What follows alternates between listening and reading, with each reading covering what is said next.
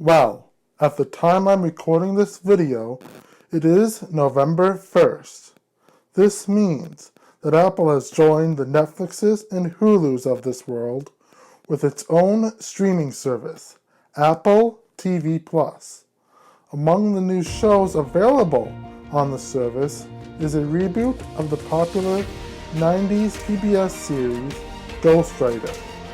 Based on the previews, it is very different from the original show, but I believe the reboot may do it justice for a new audience.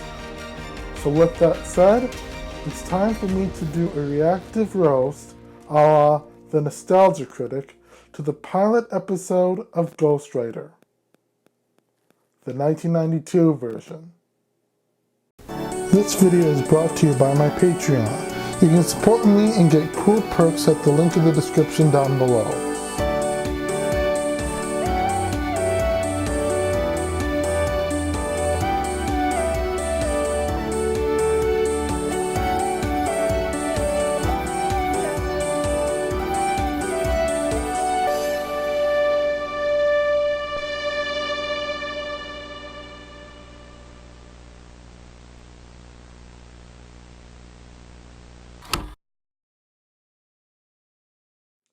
Hi, and welcome to RECORE Rewind. I'm your host, Rico Robbins. Now, while I wasn't born until after the first iteration of Ghostwriter was cancelled, I was able to check out the full series on YouTube. Season 1 is also available on DVD through Shout Factory. Needless to say, I am a fan of Ghostwriter, so a lot of what I'll be saying today is for comedic effect. It's called a reactive roast for a reason. The main thing I wish to answer is this: does the 1992 iteration of Ghostwriter still hold up in 2019? So, the show begins with an opening line from none other than Samuel L. Jackson, who plays Jamal's dad. A trunk has got to be in here somewhere. He only played his dad in the first two story arcs, so I wonder why he wasn't there for the rest of the series. Was it because of busy schedules?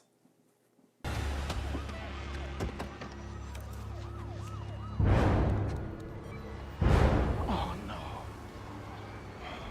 Well,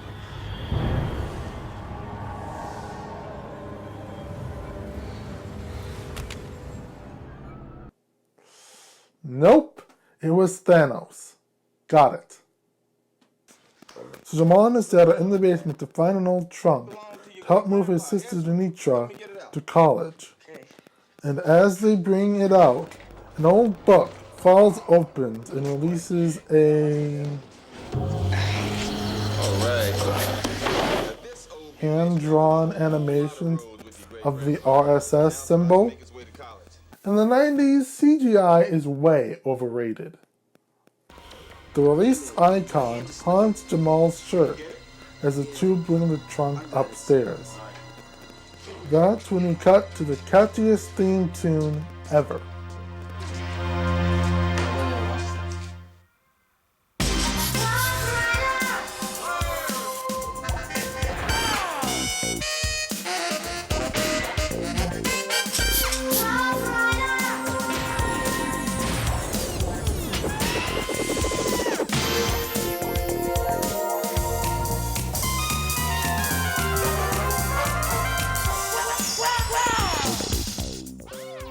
Seriously, why wasn't this the intro for all the episodes?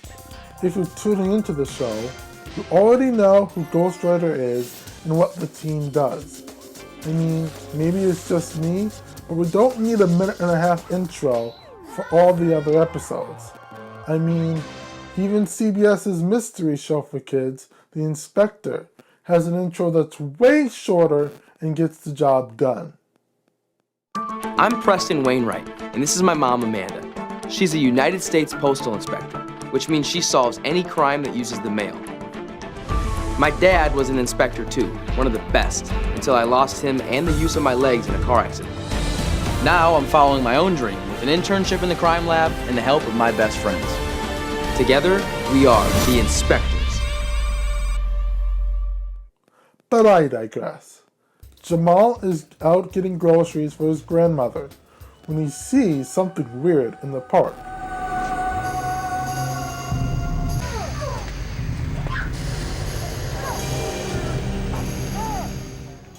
What are those things?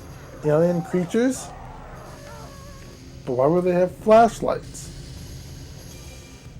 When Jamal gets home, he learns his sister Denitra is leaving his computer for Jamal in his room. So, when he goes upstairs to check it out, he turns it on and types to himself. Ready for one dynamite, dude? But, is he really alone?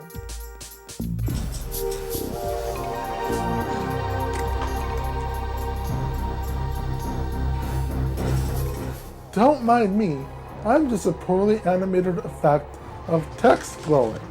It's not like I'm going to leave a creepy message behind for you to read.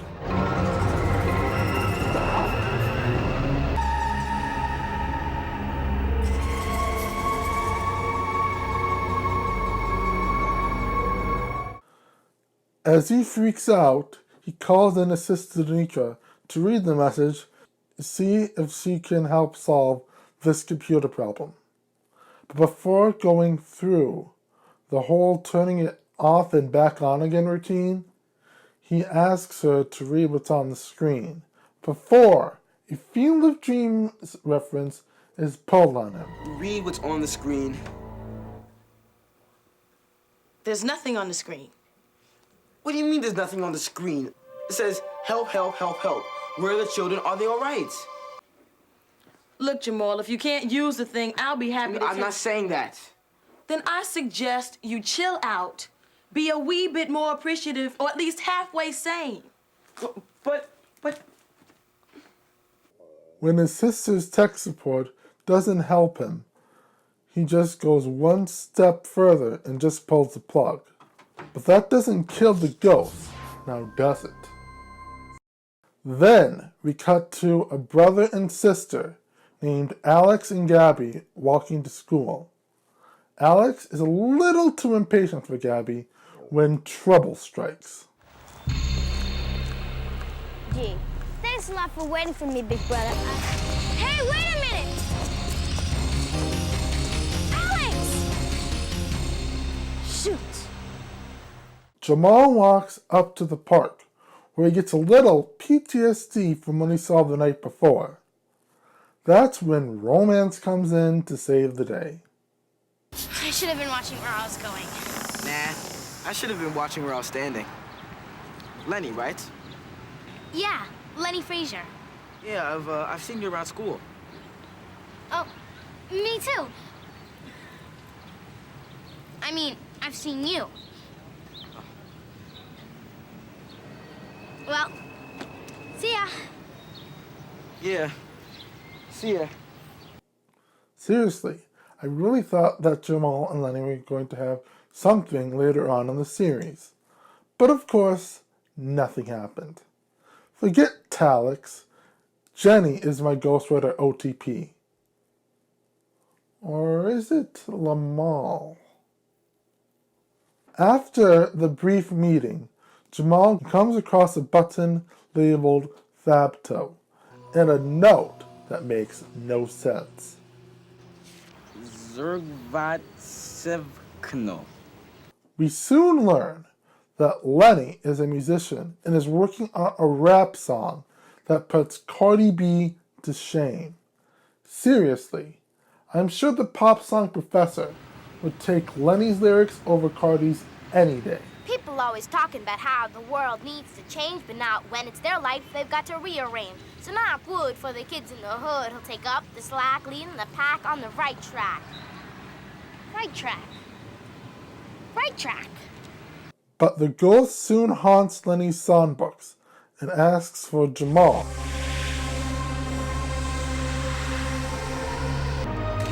Lenny freaks out, and when the words go back to normal, it becomes clear that this ghost takes a liking to Lenny too.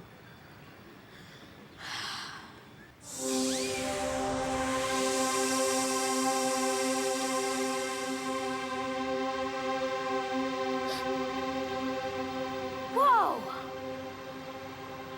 But really, does anyone think they know a person based on the lyrics to one song? You would not believe your eyes if 10 million fireflies lit. Okay, I think no. I will not let my hoot owl nature get the best of me. I even met Adam in 2015 for all of 30 seconds. Lenny confronts Jamal over the stunt he just pulled. I mean, really, why would you let a ghost haunt a new friend you just made? Jamal then accuses Lenny of writing a love note in his locker. Near the park, after dark, you were there, so beware. Thabto. Okay, maybe Lenny should get some lessons on how to flirt. Scaring and threatening someone is not a good start. But as if the Thapto's threats weren't enough, the ghost reads the note and gives the friend a warning above a school lunch petition. Maybe he shouldn't do that. What if a kid wants to go sign it? How will he know what it's about?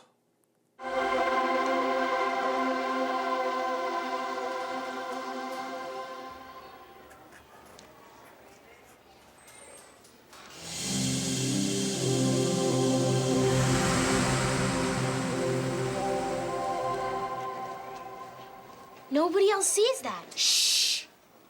People will think we're nuts.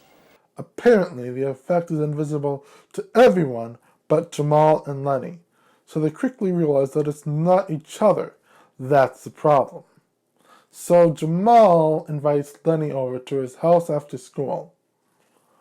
While they wait for flying words to show back up, they start to look at a note and quickly deduce the problem. Looks like some foreign language like Greek or Russian or something. Which I don't read or speak. Do you? Hey. What's so funny? You know why we can't read this? Because it's probably written in some secret code. Hey, yeah. Well, duh. How many languages have words that have way too few vowels in them to be pronounceable? If I were to spell Zergvat, I'd spell it Z-E-R-G-V-A-T, not Z-R-R-G-V-A-T. Anyway, Lenny does have a suggestion for who can help to code the message. Alex Fernandez. You know him? Yeah, he goes to Hurston. I sometimes see him hanging out in the video arcade. Right. He's always reading mysteries. And he's good at figuring stuff out. You should show this message to him. Jamal's grandmother goes grocery shopping, and the ghost reads the text on their shopping list. He then asks Jamal and Lenny about one of the grocery items. But seriously, if you can read, can't you fly to find a dictionary and look up cornflakes yourself? Or are you too shy to go rummaging through the text of books at Jamal's house? Jamal and Lenny decide it's time to play 20 questions with this ghost. Who are you? Where have you been? Where do you come from? Don't you know what cornflakes are? What do you want from us? How do you follow us around? Can you see us? Is your name Thabto? But apparently, the ghost is having none of it. Why do you not answer me? We are answering you. Do you want us to speak louder? As they begin to shout, so does the ghost, well, in his own way. What do we do now? I don't know. Then Grandma interrupts after what appears to have been the shortest grocery trip ever. Yeah, sure. I brought you and Lenny a snack. Seriously, did she teleport and shoplift? She basically was already out the door when she told Jamal that she was going to the store. So how would she have heard them yelling and be upstairs in a few seconds? I wonder if she can see. Well, anyway, Jamal and Lenny decide to see if Jamal's grandma is able to see the writing. What was all that shouting about? Oh, that, yeah. That's just some crazy computer game. Oh, yeah? Let me see. A computer game? That's what we're calling it now? Well, why not? In 2019, I'm sure someone could create an AI interface that works exactly like Ghostwriter. Any programmers in the audience? Get to work on that, please. Hey. Well, where is it? Well, anyway, Jamal's grandma obviously doesn't see the text. But even if she could, how would the phrase "answer me" in all caps, repeated over and over again, be considered a computer game? Is this a command line based computer game?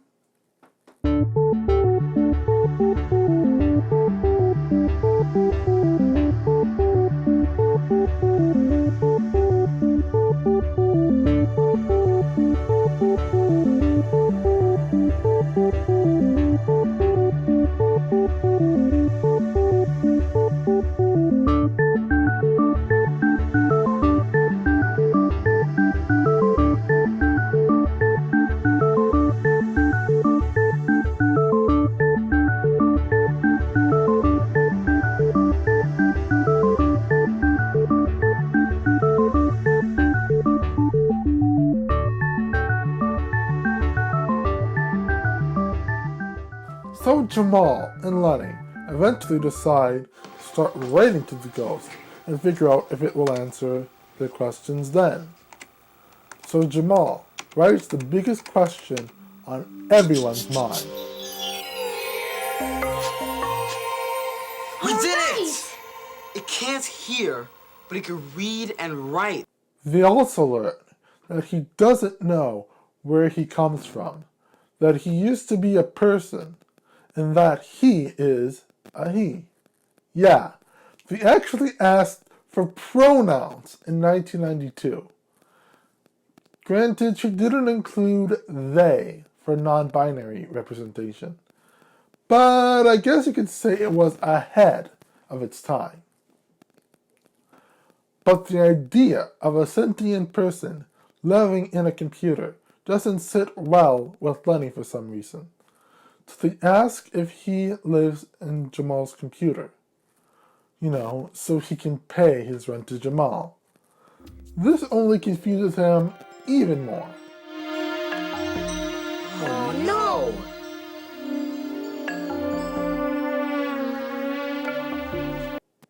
So Lenny decides to describe where he is now. Jamal's room in Brooklyn, New York. But even after confirming it wasn't an alien, Jamal decides Lenny's description isn't descriptive enough. Earth.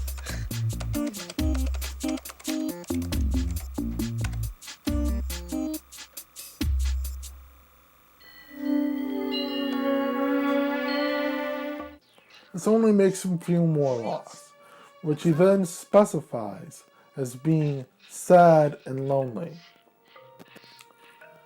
He then decides it's time to go pack up and go towards the light. Sad? He's fading away! No, don't go now, we just got started! Oh well, that was a short-lived series. Not even 2 episodes in, and Jamal and Lenny decide to go back to their normal lives. What a ripoff. Nah, I'm kidding, of course. If they did that, there wouldn't be a series, now would there be? So, they write him a letter and convince him to come back and stay. Say. I bet this will do it. We'll write to you.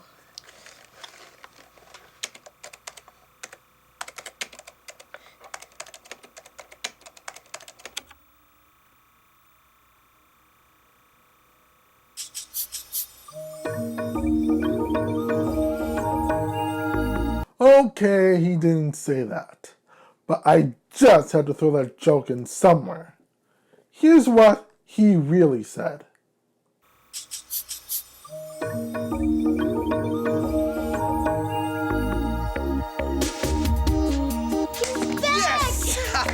Yes! He's writing to us again. Jamal and Lenny decided to give him a name. Lenny's first name for him is, well... Ghost person. Ghost person? Like what? Yo, ghost person? Okay, how about Ghostwriter? Now you're talking. I thought you were giving him a name, not a job title. But then again, I do have Ghostwriter revising my scripts and managing my social media for a brighter escape and restore the magic. Maybe I should pay him. Then, the backpack thief strikes again, and this time, Ghostwriter is there to catch them in the act. Well, at least the nearby and important words. He then forwards them to Jamal. He decides to then ask him a question that could ruin their new friendship.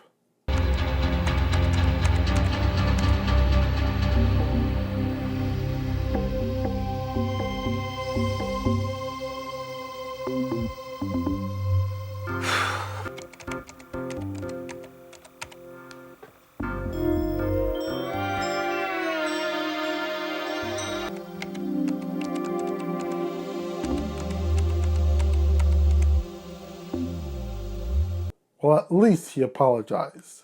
You mean you're reading another Thapto button? How'd he find it?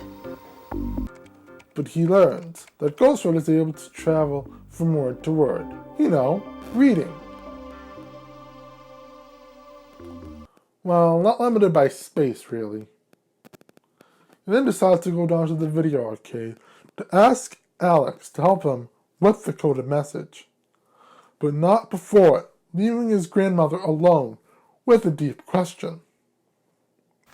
Do you believe in ghosts? Well, I hope you're not planning on leaving me here by myself with that question. No, I don't. Unless they're the good, friendly kind that live in memories and things. So he goes to the video arcade and meets Alex, who's playing a game before he runs out of quarters. So, he shows him the note, and they head to his place to begin to determine what kind of code it could be. They first try to see if it's a scrambled code, but of course it doesn't work. This can't be a scrambled code. Why not? Because no matter how you change these letters around, you can't make a word. Look, there's a Q, but there's no U. And Q and U go together in any English. That's your clue? It's not a scrambled code? The first word has 7 letters, 6 consonants, and 1 vowel. Tell me one English word that has that many consonants and only 1 vowel. What was that? 12th? Well, you don't get that from rearranging Zergvan. Ah!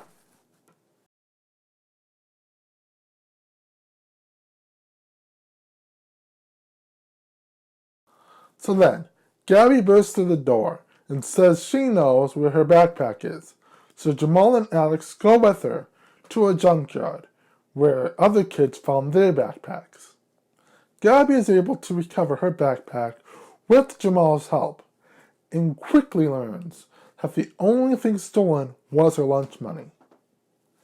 Gabby then decides to go to her best friend Tina's house and tell her about her stolen backpack experience.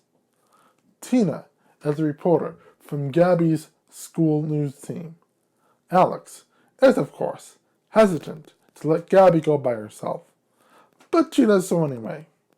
Jamal then sees proof that Thapto is connected to the backpack when he sees American Fire Sport, a part of Ghostwriter's earlier Thapto message, and starts to tell Alex before Ghostwriter interrupts them.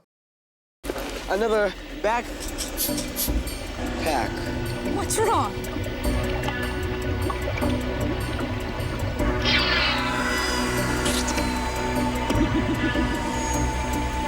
What is that thing? You see that?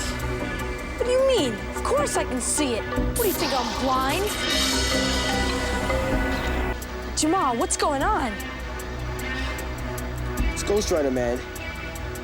He's writing to you. Ghostwriter? Good thing. You don't want to break the first Ghostwriter team rule already. Don't tell people who can't see Ghostwriter about Ghostwriter. Alex is of course freaked out, but Jamal gets him to calm down and explain who Ghostwriter is. All we know is that he doesn't know who he is or where he came from, and that somehow he's connected to words. Wow. We also know that he can read words in one place and print them out someplace else. You see this backpack? He read these words yesterday and sent them to me. He also read the word Thabto in the same place. That might mean that Thabto and the stolen backpacks are connected. We do? First we gotta return this bag to this, Felix kid. Yeah. And we gotta tell Lenny about you and Ghostwriter. Ghostwriter. What a trip. And so wraps up every Ghostwriter intro from now on. Eventually, Alex and Jamal are at Lenny's, joking about what Ghostwriter can do for them in school. This prompts Alex to ask if Ghostwriter would give them answers on tests. Whoa! That's something eating. And what do you call it when you give someone answers on a test? Cheating. It says that would be cheating.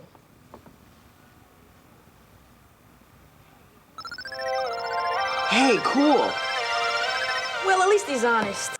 After committing to honesty and learning that Ghostwriter can't strictly write new letters unless he's at a computer, they ask him to help them find more Thabto buttons.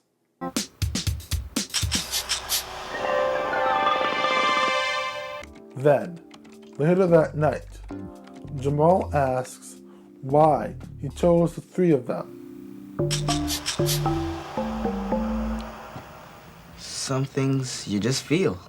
Gabby gives a very dramatic explanation about what happened when her backpack was stolen to Tina, who's interviewing her on video. It was like being set upon by some incredibly hungry, giant green pterodactyl from prehistoric times. Luckily, his food interest didn't include sweet, innocent girls like me. As Alex comes into the room, well... Oh, hi. Tina, my brother Alex, and Jamal. Hello. Hi. Oh, hi. So anyway, Alex explains to Tina how he's working on a casebook about the backpack thefts, and says he's willing to explain how to make one to Tina sometime. Right? Oh, what's so funny? He likes her. Who? He knows. No, I don't know. Yes, you do. I can see it in your eyes. Yeah, see this, why don't you? Middle school crushes. Maybe I should write a song about that. I will never understand there's more to love than what meets the eye. And although we were so close then, we would one day leave each other behind. Take me back to 8th grade when I was falling in love. Dancing with you was more than enough. Although we fell apart, you're so close to my heart. All these memories will never fade of you back to this grave. However, something from Gabby's and Tina's conversation reminded Jamal of what he saw in the park that night.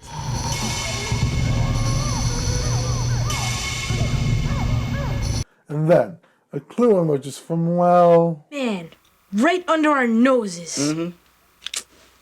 So they go to the party animal, where one-time actor Will Horneff plays the future team rival, Calvin Ferguson. They spot the mask and the buttons made to order sign, and they write it down, and Ghostwriter starts to investigate. They still ask Calvin for help, but he's protective of his customers. Do you know who ordered this? I can't give you information like that. It's, confidential. Ghostwriter then gives them that information anyway, and they write it down before a nosy Calvin Ferguson decides to see what they're writing.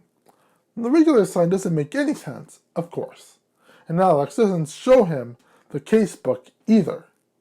Then, Calvin's parrot Attila tries to throw in one more advertisement for Calvin's services at the party animal store. Can I help you further? He's helpful, he's charming. He's helpful. He's charming! What up, her brain?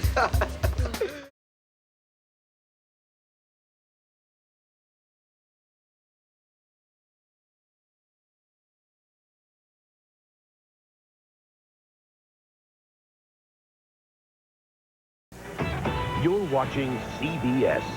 It's all here.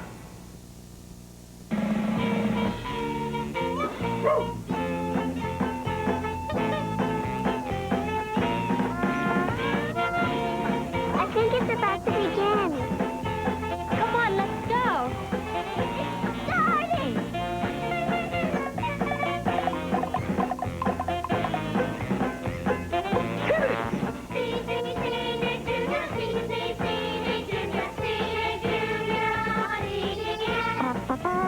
Oh, hi. Hello, friends. Hi. Hello. Hola. Hello. Are you ready? And let's begin. Because now it's on CBS. Just for me.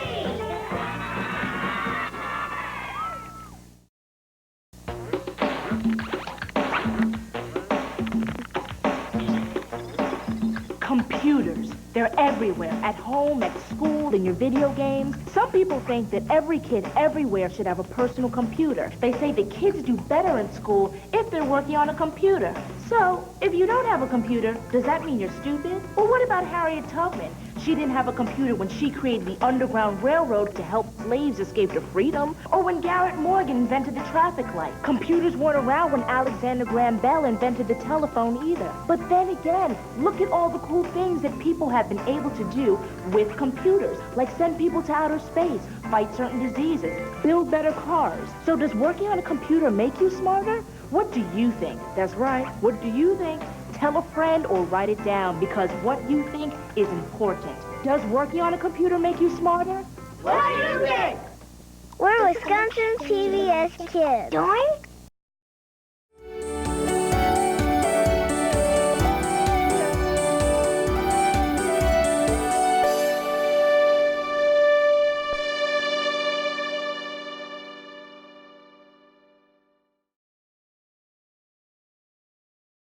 So, Jamal calls Dan on Lenny's phone, with Alex pretending to be Attila while Jamal pretends to be Calvin. You know, it's a good thing caller ID isn't as widespread in 1992. Otherwise, this whole tricking Dan thing doesn't work. It's not like it went well anyway. He denies being on the mailing list and doesn't reveal what Thapto means. But Lenny mentions they learned two very important clues. That the Thaptos are a team and that there are only 4 members. Ghostwriter then gives them yet another clue to the identity of a Thapto team member. They determine it's a locker number for that member, but they don't know whose locker it is, and the school secretary protects their identity too. So, they go pick up Gabby from school on their way to Alex's house to try to crack the coded message.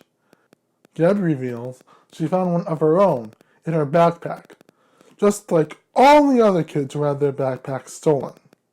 Gabby agrees to give it to them to help crack the code. They eventually learn that V either stands for I or A, while R is likely the letter E, given as E is the most frequently used letter in English and R appears the most on the notes. And guess what, people of the 21st century? Not only does that code work, but it actually is none other than ROT13. Seriously, type the decoded message into a ROT13 encoder online. And what's neat is that ROT13 is symmetrical, so re-encoding the same message in ROT13 really decodes it.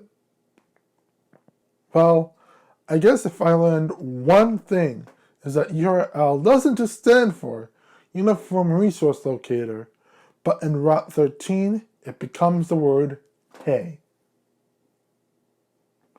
Well, the two messages are decoded. Gabby's reads, "Neat and clean, I got away. Hey, hey." Hey, alright. I can't wait to get my hands on that Thabto. While Jamal's reads, "Meeting, Friday, September 12th. The final secret ceremony begins."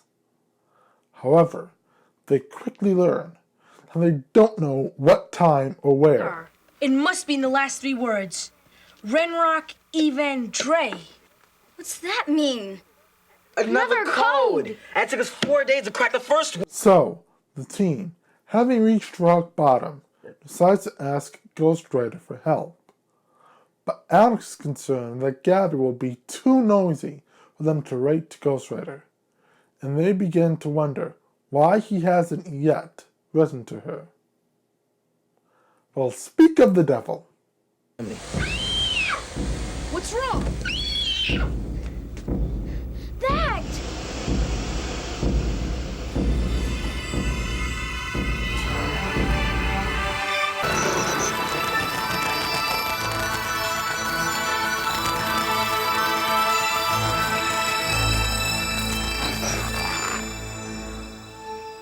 Gabby thirst for knowledge?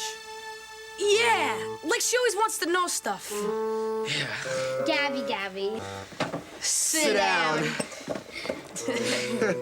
So presumably, after Gabby learns about Ghostwriter, Alex spies on the locker Ghostwriter helped them discover, and learns that the Thabto team member also hangs out at the video arcade, playing the video game Double Defenders with his friends. They all call each other by the names of Double Defenders characters. Double jam that monster slime, Great Gripper! Double jam him! Don't worry, Masher, I've got him double twisted. Hey, those are names. And Alex deduces that these four people likely are the Thabtos. This helps jog Gabby's memory about one of the backpack theft victims interviewed in Tina's video. She said the thief's double mask fell off. Then somebody yelled to the thief, "Run, Rocket Ripper, run." A backpack thief called Rocket Ripper. This also gives Jamal an idea to look in the books Double Defenders is based on to see if it helps him crack the code. Eventually, Jamal finds himself in way over his head. And who wouldn't be? I wonder if this is how stressful it is to be in the writing room for a film in the Marvel Cinematic Universe. He decides to ask Ghostwriter for help, but he mysteriously just echoes back, "Help, Jamal." It becomes clear what he's doing when Lenny, Alex, and Gabby all see the same message. Conveniently, Jamal's phone is busy, and so that leaves them no choice but to storm Jamal's room like people this year when they tried to storm Area 51. This is so cool. It's kind of like being beamed up. It's better than the telephone, because we can communicate no matter where we are. So they come up with the word to use instead of help, if they want everyone to come together if there's something important going down. They settle on rally and decide to write the first initial of whoever's calling it, so they all know whose house to go to. Now, notice two things here. First, they don't write any of that down to Ghostwriter, so he knows what it means if they write rally. We've already established that he can't hear, and when Jamal calls a rally later on in this story arc, he just essentially hopes and prays that Ghostwriter got the memo. Well, guess what? Ghostwriter didn't get the memo because no one wrote a memo for him to read.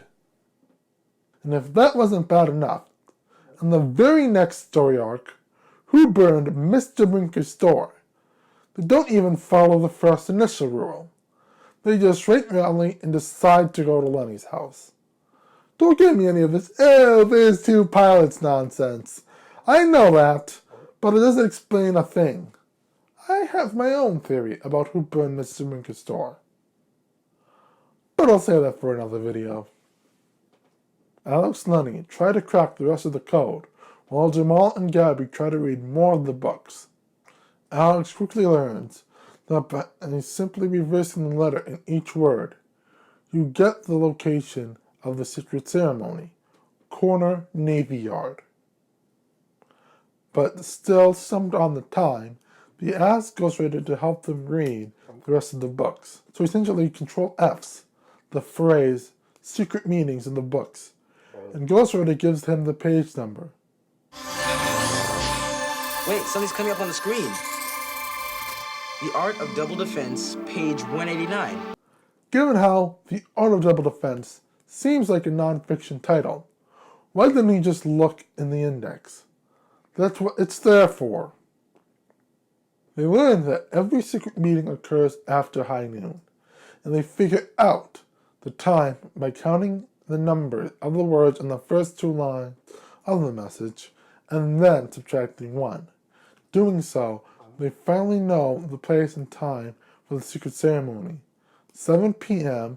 at the corner of the Navy Yard.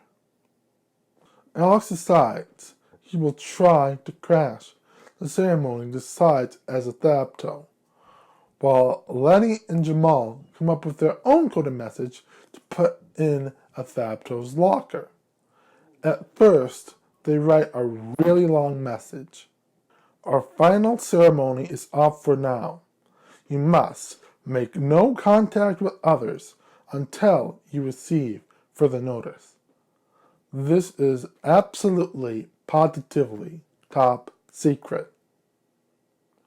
But given as they don't have access to Rot13.com in 1992, they decided it would be easier to put the message in code if it's a lot shorter.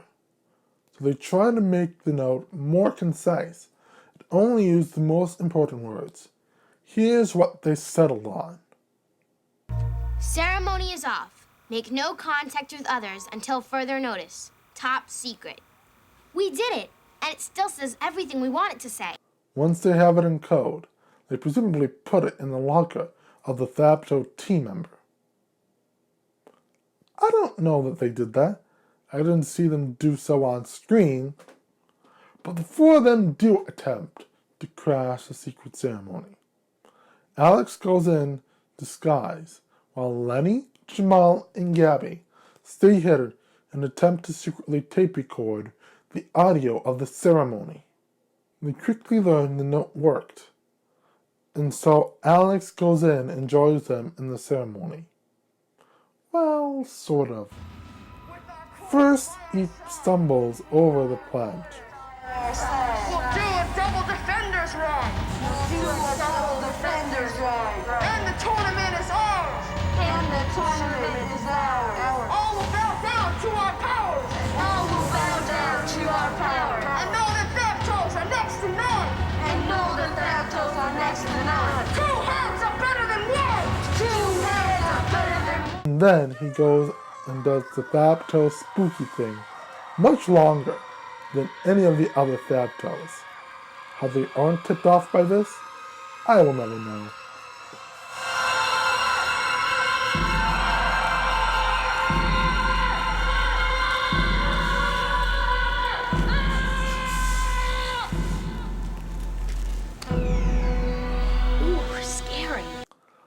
Honey, is this really spooky?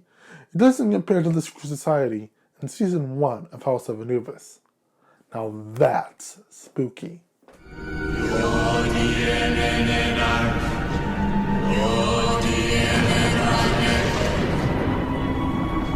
Brothers and sisters, the chosen hour fast approaches. Soon we shall tip the scales of life. Ad pondos omnium. Especially as now we have our seventh member, the one who shall replace the betrayer.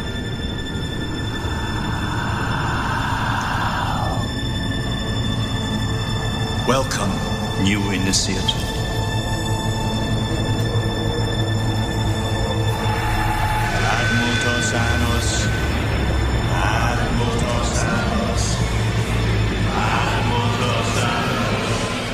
And for that matter, whether we're talking about Sabuna or the Ghostwriter team, when on earth do these kids do their homework? While solving their mysteries. In the case of the Ghostwriter team, they're in middle school. In the case of Sabuna, they're in high school. Well, secondary school, if you say it in British terminology. There's no way they're able to do all this homework, especially when one of them has a strict curfew. It's 10 o'clock. You all know what that means. You have 5 minutes precisely, and then I want to hear a pin drop. Anyway, back to the Thapto ceremony. Remember, Alex, presumably, saw the Thapto team member he's supposed to be posing as at the video arcade. He's heard them call each other the weird names, so hopefully he paid attention to which name belongs to who. So, out of the 4 names, Mighty, Masher, and Rocket Ripper are already written down. Alex is next, and isn't sure if it's Great Gripper or Cool Kicker. So worst case scenario, it's a 50-50 chance. Great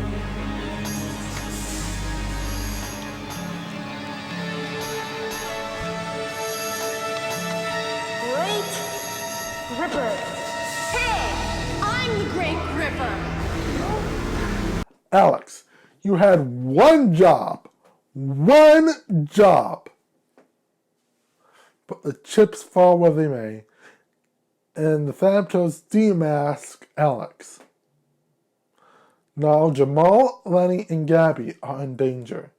Maybe they should have thought of this before crashing the ceremony of suspected backpack thieves.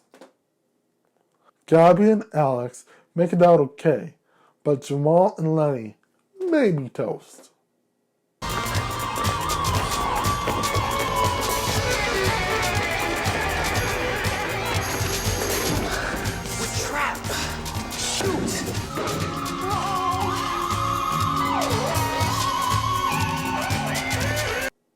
Jamal does help Lenny escape, but Jamal is now surrounded by the Thaptos. Mr. Jenkins, this is the second time you've gotten all up in our business. Wasn't that warning last week clear enough for you? You're looking to get permanently jacked up, man.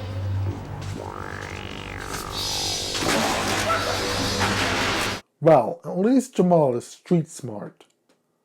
So he runs out of the Navy Yard and heads to Lenny's house, where Alex and Gabby have finished transcribing the pledge stated at the ceremony. They deduce it is a confession to stealing the backpacks so they could play double defenders with the victim's lunch money. I hate to break it to you guys, but this isn't really a smoking gun. The rhyme says our quarters, but they never specify that they're stolen quarters.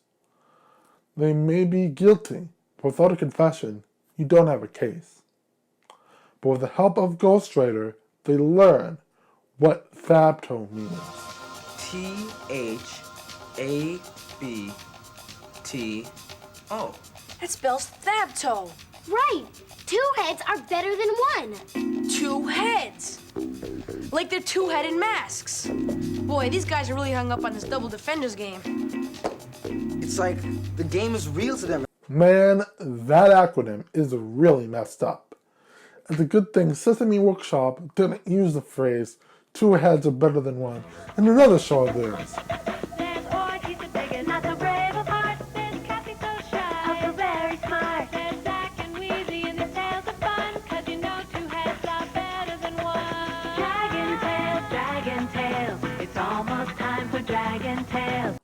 Well, what a way to ruin my childhood. So the 4 kids gather up all the backpack theft victims and go to the video arcade during the Double Defenders tournament. Jamal calls out Rocket Ripper, and immediately the thief is identified. Run, Rocket Ripper, run! That's him. He's the one who stole my backpack. What are you talking about? What backpack? They then interrogate them really well, and man, those thieves are squirming in their guilt. What about all these coded messages you left in our stolen backpacks? Let me decode it for you. Neat and clean, I got away. Hey, hey. With our corners by our side. With our corners by our side. We'll do a double defenders run. We'll do a double defenders run. And the tournament is ours. And the tournament is ours. The kids demand their money back. Let him go. Oh, wait a minute.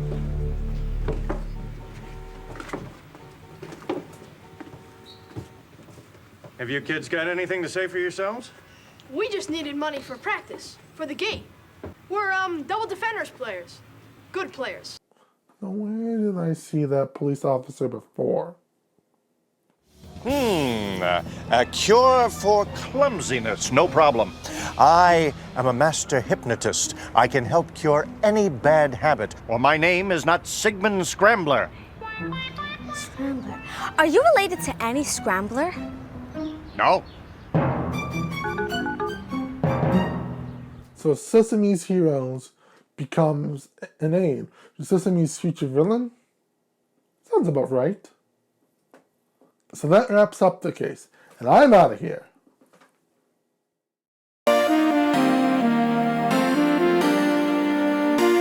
Of course not. Jamal is a little down now that the case is solved, but Ghostwriter writes to him.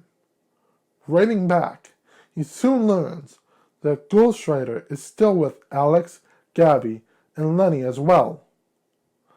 And this gives him an idea. So he goes back to the party animal, where Calvin's mother embarrasses him by revealing too much information. I've got to see to his dinner. I'm making his favorite.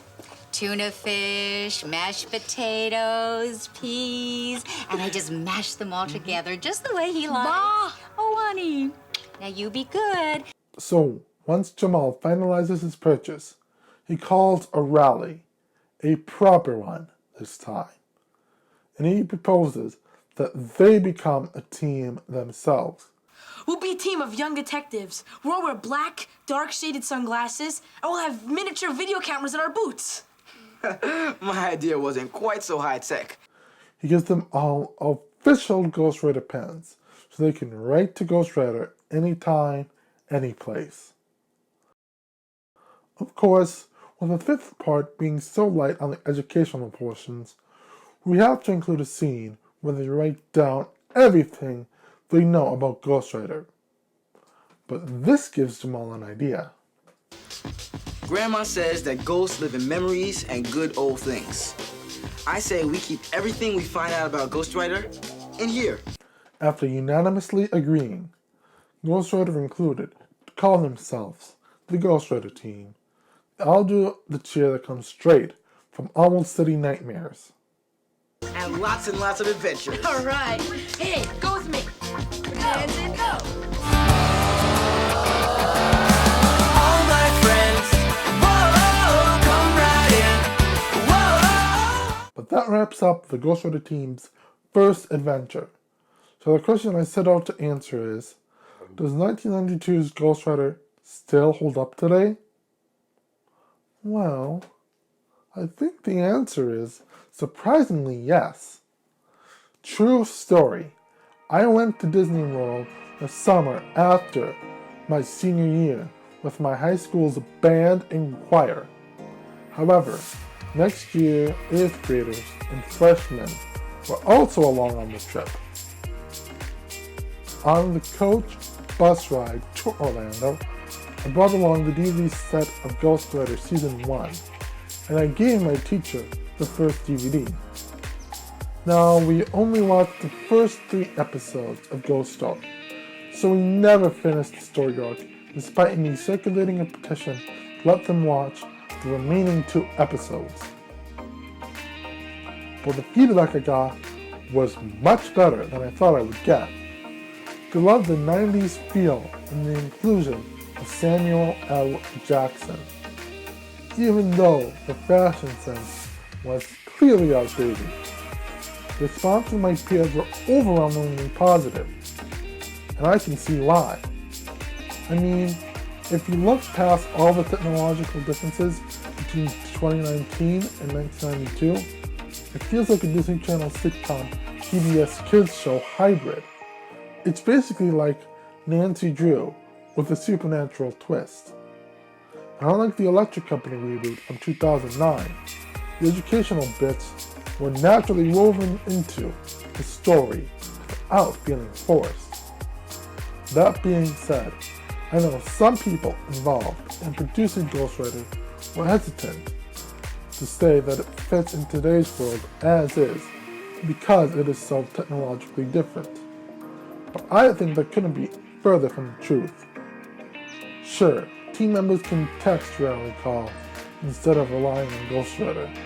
What happens if someone's phone battery dies?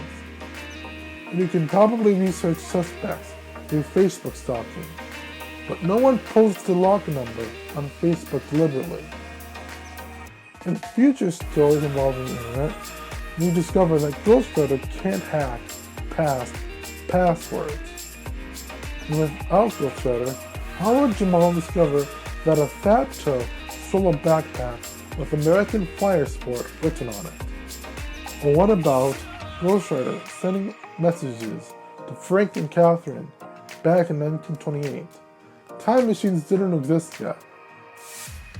But I do guess there are other technologies shown that significantly date the show. CDs were only used for music, and students laughed at the idea it could ever be used to store computer data like viruses. The internet is solely connected by phone lines. There is no World Wide Web yet. And they also show modems, floppy disks, and VHS tapes. Speaking of which, a movie pirate who the team brought down wasn't uploading movies to the Pirate Bay, but rather selling bootleg VHS tape that he illegally copied at his own store. So maybe that's what Sesame Workshop wanting Ghostwriter's concept to be reimagined for the reboot. I have seen the first 2 episodes, and while there's no doubt that it's a good show, and that kids today will get both entertainment and educational value out of it, I think some of the charm is lost. It feels more like its own entity. If I were to describe it without knowing its name, based on what shows it reminded me of, I would say Wishbone meets House of Anubis, but not Ghostwriter. Only time will tell if others the new show holds up against the original. But there's some big names behind it as well. Of course, we have rights holder Sesame Workshop. Then we have Apple with their streaming service. But as I alluded to in my past video, the production team behind the reboot is Sinking Ship Entertainment. These are the same people behind the current hit PBS Kids show Odd Squad. Sinking Ship, according to their website, is geared towards making children's and family entertainment that combines both live action and CGI. If any studio is going to be able to reboot Ghostwriter into the 21st century, well, it's Sinking Ship. Now, if only I could convince WGBH to reboot Zoom. But that's another story in and of itself. So that wraps up today's Reactive Roast. If you like this format, please let me know, because I would love to do more Reactive Roast videos if you guys like it. Don't worry, I wouldn't just do Ghostwriter ones, but perhaps movies and other TV shows too. Well, that does it for today's episode of RECORE Rewind. If you liked the video, be sure to give it a like, and don't forget to subscribe and donate to my Patreon if you can. And don't worry, next week I'll be uploading Jacob's and my reaction to Vinnie Smith's Magic Railroad parody, Part 6, hopefully. But until then, this is Rico Robbins, signing out.